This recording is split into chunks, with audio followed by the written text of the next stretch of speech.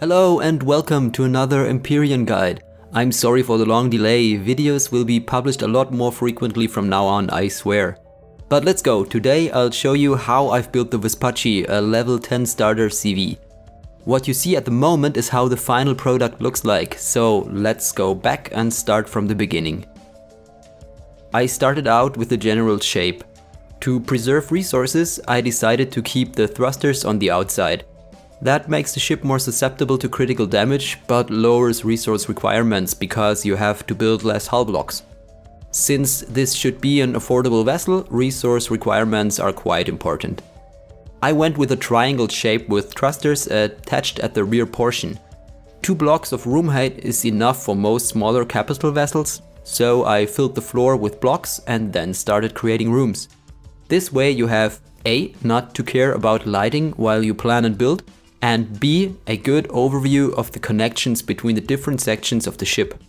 Be careful not to build weird corridor arrangements where people get lost within. Then I placed the hangar and the warp drive.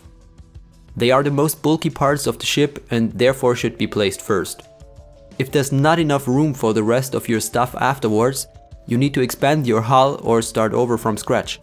It might help if you sketch your plans with some old school pen and paper thingies before you start building. I do this before constructing larger vessels to get a raw idea of what to build where and how it should look like. The decision to sink the warp drive into the floor was made because the ship needed some ground clearance for the landing gear anyway, so there's less room wasted this way. It also keeps the top clean and streamlined. I integrated fuel tanks and some decorations and tried to keep the warp drive chamber as small as possible. Then I carved out the bridge section and replaced some hull blocks with windows to integrate it seamlessly into the shape of the bow. Now I could place the 2 main corridors leading to the back of the ship. The diagonal design is just for the visual effect. I could waste some space because I noticed at this point there was enough room to easily fit everything I'd ever need for the ship to function properly.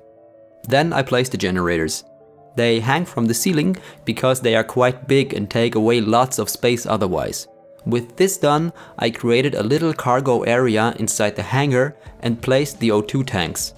If you watched some of my other videos, you might remember the always build with meaning in mind hint.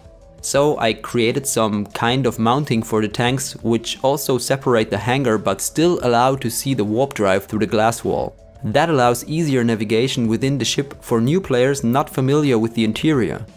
With the largest part of the ship complete, it was time to place the thrusters and go for a test flight. Here's where you meet the golden cut again.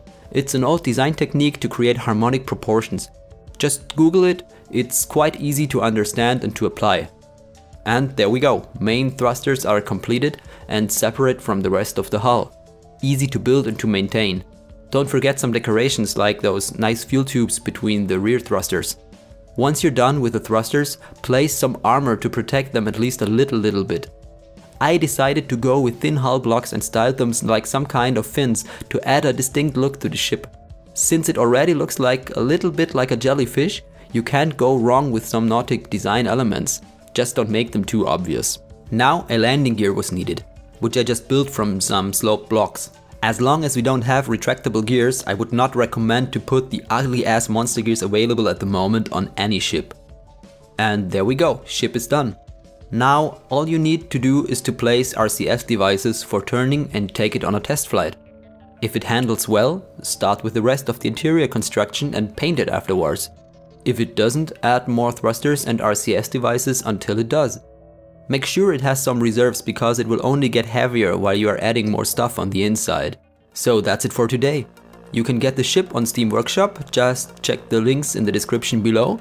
If you would like to know more about some other stuff, maybe the interior design, just drop a comment below, I'll explain, or I might even do another guide about it. If you found this video helpful or entertaining in any way, then don't forget to like and subscribe. Thanks for watching, force your friends to watch too, and see you on the next Magnets and Miracles.